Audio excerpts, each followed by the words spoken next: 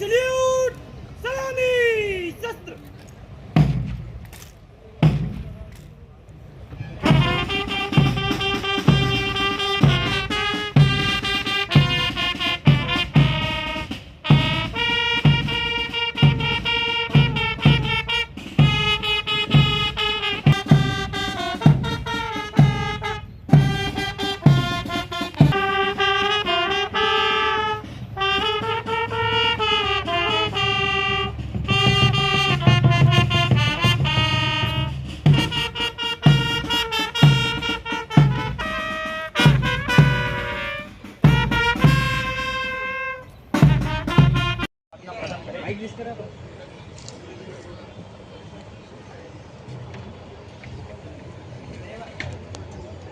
పాదాల చింత పుష్పాల నుంచి తెలంగాణ ప్రజలు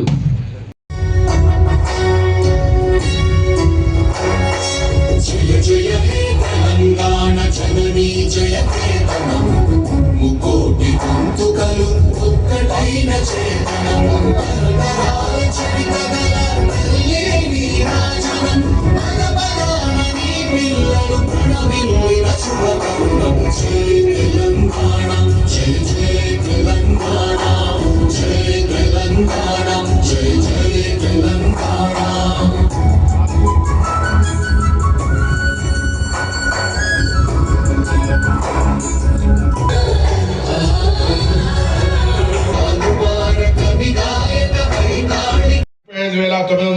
మంది రైతులను రుణవిముక్తులను చేయడం జరిగింది. 20,617 కోట్ల రూపాయల రుణమాఫీ చేశాం. రైతుకు పెట్టుబడి సాయం పెంచి రైతు భరోసా పథకం కింద ఎకరానికి 12,000 రూపాయల ఆర్థిక సాయం అందిస్తా ఉన్నాం. రైతులు పండించిన ప్రతి గింజను కొనుగోలు చేస్తూ ధాన్యం కొనుగోలు చేసిన 24 గంటల్లో రైతు ఖాతాలో నగదు జమ చేయడం జరుగుతూ ఉంది. గత ఏడాది 2.90 కోట్ల టన్నుల ధాన్యం పండించి తెలంగాణ రైతులు దేశానికి ఆదర్శంగా నిలిచారు.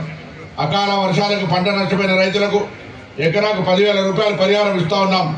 సన్నధాన్యానికి క్వింటాల్కి 500 రూపాయల బోనస్ చెల్లిస్తా ఉన్నాం. భూమి లేని వ్యవసాయ కూలీల కుటుంబానికి ఇందిరమ్మ ఆత్మీయ భరోసా కింద ఏడాదికి 12,000 రూపాయల ఆర్థిక సాయం అందజేయడం జరుగుతూ ఉంది.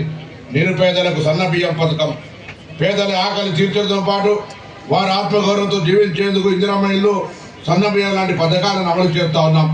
ఎస్సీ వర్గీకరణతో సామాజిక న్యాయం, సంక్షేమంతో పాటు సామాజిక న్యాయంలో సైతం తెలంగాణ దేశానికి దిశానిర్దేశం చేస్తోంది. దేశంలో ఎస్సీ వర్గీకరణ చేసిన తొలి రాష్ట్రం తెలంగాణ. పారదర్శకంగా కులగణన నిర్వహించి బీసీలకు 42% రిజర్వేషన్లు ఇవ్వాలని ప్రభుత్వం నిర్ణయించడం జరిగింది. యువతకు ఉపాధి ఉద్యోగాలు